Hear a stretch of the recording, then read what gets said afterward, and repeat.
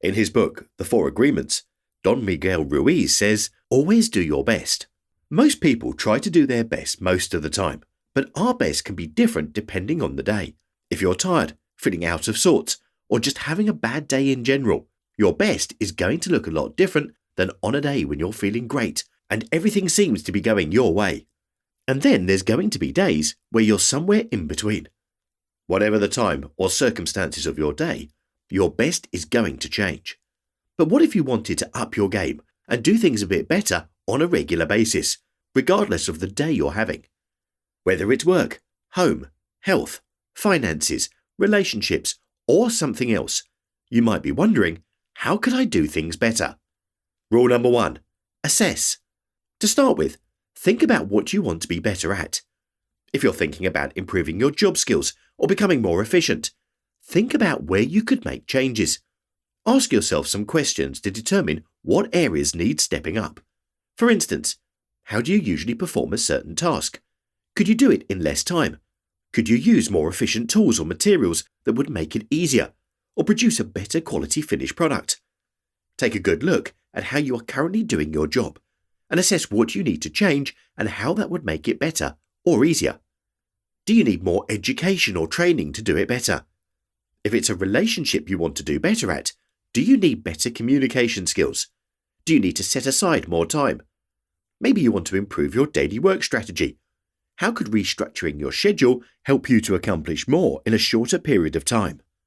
Would new equipment make things go faster or help you to become more organized?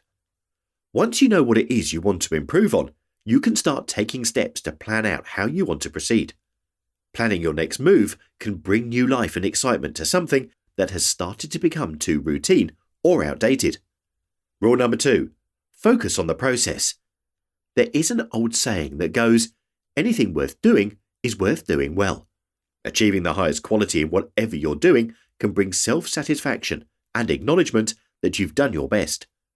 Once you have decided to improve on something, put your attention and focus on the process of doing it. Rushing through something doesn't allow you to put your entire effort into what you are trying to accomplish, and paying close attention to your current task can help you to avoid having to redo it later. Having an idea of what your end goal looks like is important, but the steps along the way are the real building blocks that give it strength, foundation, and substance. Knowing your own strengths and weaknesses will give you clues as to where to focus your talents and skills. If you know that you work best at a certain time of day, or under specific conditions, then plan to utilize those times and environments to help you to do your best work. If you are especially good at a particular skill, or have a talent for something, then make those qualities shine, while you work on improving other areas that will add support to your strengths. If you need help to stay focused on your task, try eliminating distractions. Francisco Cirillo developed the Pomodoro technique as a method of time management to help people become more disciplined and think about their work. This technique uses a timer to help train your brain to stay on task for short periods of time. Work for 25 minutes and then take a 5-minute break. Repeat this pattern 4 times and then take a 30-minute break. Using time management tips like this one can help you be more productive and stay on task when learning to do something better. Another tip to know if you are working on the right things toward improvement is to ask yourself if what you're doing today is getting you closer to where you want to be tomorrow. When you focus on what you're doing, you will get more done and have a clearer picture of what you want. No one can hit their target with their eyes closed. Author Paulo Coelho wrote. Rule number 3. Education and training. Motivational speaker and author Zig Ziglar stated, if you're not willing to learn, no one can help you. If you are determined to learn, no one can stop you. If more information or skills could bring improvement to what you're doing, then it may be time to get some help. Taking a class, reading a book on a particular subject, or asking a professional for guidance may be just the step you need to take your project to the next level.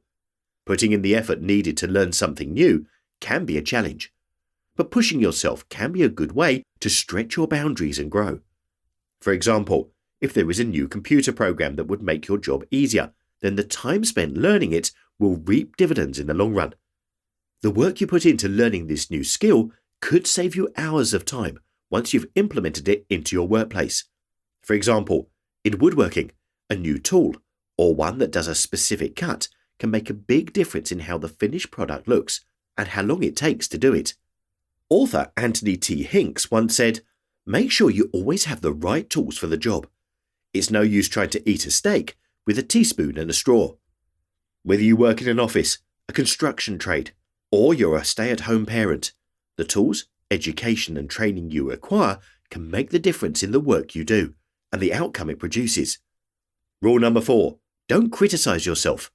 Recognize that you're already doing good. You just want to do better. You may find that sometimes you can be your own worst critic. Although wanting to improve is a great place to start, it can be easy to become critical of where you are right now if you are only looking at where you want to be. Tennis champion Venus Williams suggests, just believe in yourself. Even if you don't, pretend that you do. And at some point, you will. Growing from a place of positivity will take you farther than judging yourself. Look at how far you've come and pat yourself on the back for wanting to go even farther. Moving toward your goal will have more power and momentum than focusing on what you have not yet achieved. Praise yourself for how far you've come, and then keep going. Rule number 5. Practice. You may have heard the phrase, practice makes perfect. Well, perfection may not be the actual goal, but practice will almost always make you better at something and probably get you pretty close to perfect.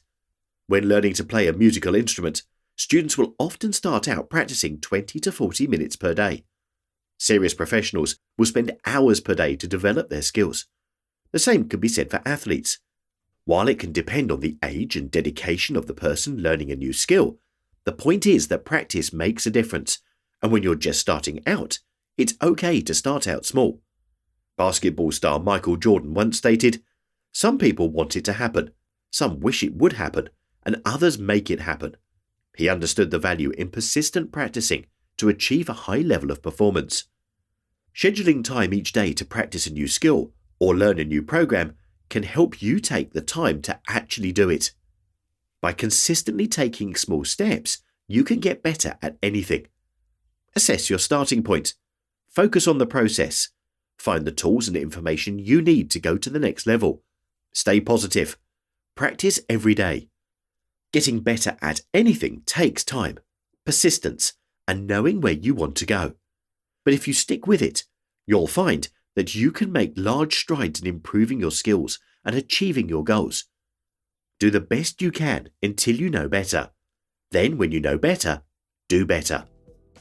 Would you like a 2-page PDF summary of this video? Click here and I'll send it over to you. If you are already subscribed to my free Art of Improvement email newsletter, then there's a copy of it already waiting in your inbox. Thank you for watching and have an awesome week.